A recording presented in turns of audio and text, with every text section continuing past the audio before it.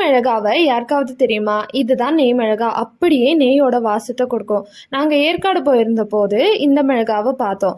And கேட்டப்போ சொன்னாங்க, இது வந்து நம்ம சாம்பார் இல்லை எதில் போட்டாலுமே நெய்யோட ஸ்மெல் அப்படியே கொடுக்கும்.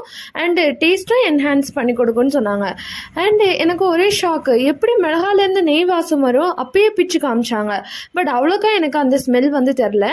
அப்புறம் வீட்டுக்கு வாங்கிட்டு வந்துட்டோம். சரி, நம்ம இதில் வந்து சாம்பார் செஞ்சு பார்க்கணும் எப்படி இருக்குன்னு. அப்படியே விசில் விடும்போது அவ்வளோ ஸ்மெல்லு, தூக்கலான ஒரு நெய்யோட ஸ்மெல் வந்துச்சு.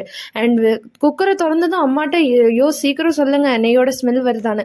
பார்த்தா அவ்வளோ அட்டகாசமான நெய் ஸ்மெல்லு. உண்மையான நெய் சேர்த்தா கூட இவ்வளோ ஸ்மெல் வருமானு தெரியாது.